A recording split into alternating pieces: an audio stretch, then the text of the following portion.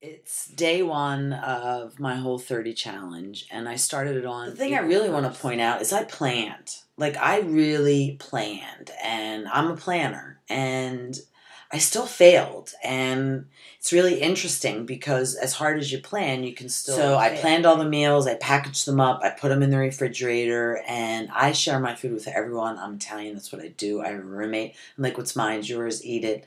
Didn't think to say don't. And when I came home at lunch today, like, what I was going to eat, like, wasn't really there. And I didn't have enough time to, like, because it's, it's not like I can just throw a sandwich together.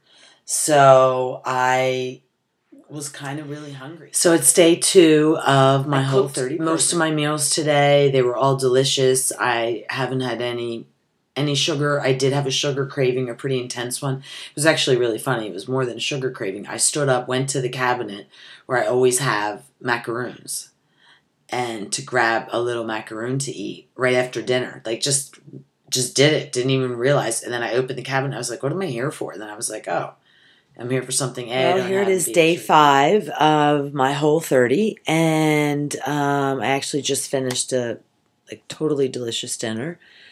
And this week has been mainly just a test of organization and planning for me. And I've had probably 3, maybe 4 urges for sugar. I'm doing my Whole30, and I'm indoors, and I'm doing that because I'm using this as a reflective time on many levels. I'm getting in touch with nature. I'm planting a garden. I'm getting ready to turn 50 in just like 35 days or something. So, yeah.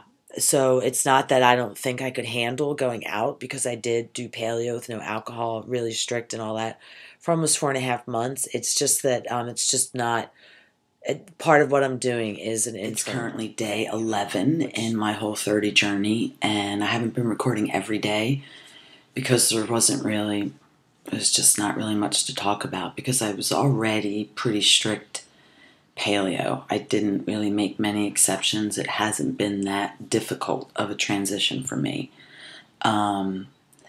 But it hasn't been easy either. So I don't want you to discount that. It has involved to the point where I don't even know how people who aren't 80% paleo going into this could ever. Like, I have such respect for anyone that had a diet beyond the minor things that I had to give up, because and the reason this is a challenge to film today is definitely a challenge. Shit. I think I'm finally over the goddamn sugar addiction. I can't believe it. 3 fucking years of dedicated effort, time, hell, headaches. No, this time last year, I had jars of honey, natural, local honey, whatever, jars of it.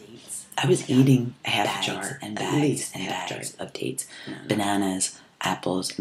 Mass quantities of this stuff. But I was not upset about it because it was natural sugar, and I knew that I was weaning myself from sugar. But it was still so much and so important to me. Like, after every meal, before every meal, in the morning. Just dark chocolate. Bars. Come on, I'm not lying. Macaroons. I couldn't eat one. I just couldn't. I would eat the whole fucking thing. I swear to God. I think it's lost its attraction. I think we're not in love anymore. Literally. Like, I've been this way my whole life. Big day. Big 20 day. This is like one of my top 10 days of my life right here. Right here. Right here.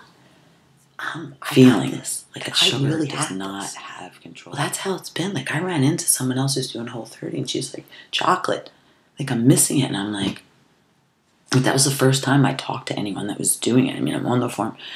And I was just like, well, I don't fucking miss shit. Matter of fact, I haven't even thought about sugar. I haven't thought about any of it.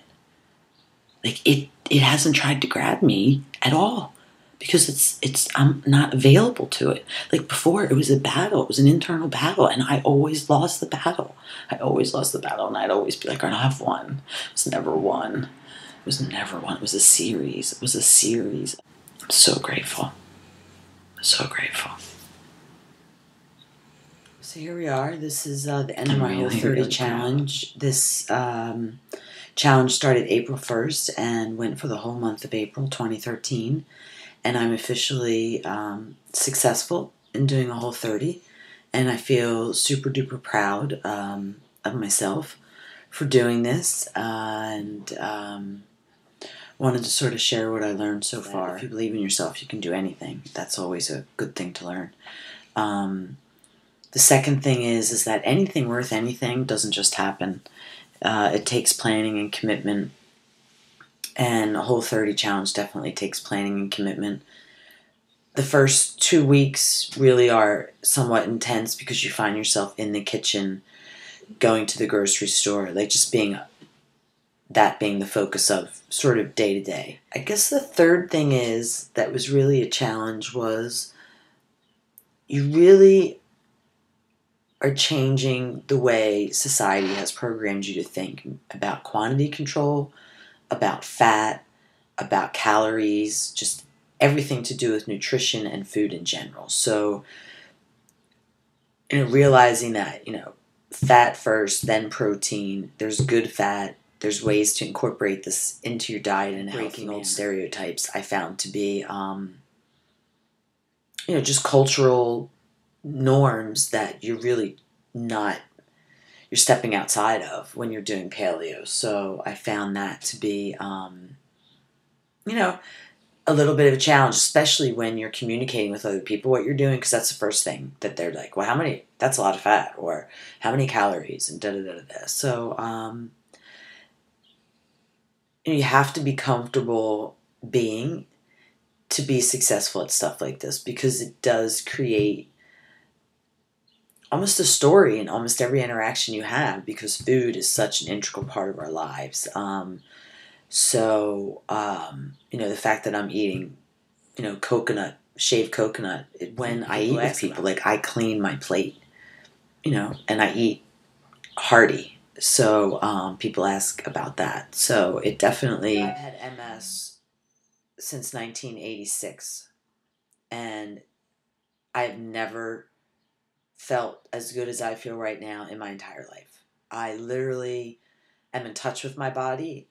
I communicate with my body. It communicates with me. We are constantly working together, and as a result, it functions like a car that's been lovingly restored. I really have to shout out wholeheartedly to the Wales Foundation and Dr. Terry Wales for inspiring me through a TED Talk to start using food as medicine. For the community of people that follow me on Facebook, Instagram, because you inspire me. You help me to stay on track and want to live my best life with food and movement as medicine, because it gets hard and I get tired sometimes, but this community makes being tired and hard sort of an oxymoron, because I feel like I'm with a family and we're in chorus together. So the Whole30 challenge has been amazing. In 9 days, I'm going to be 50 years old. Food is medicine. Movement is medicine. Get empowered. I hope you're inspired. And namaste.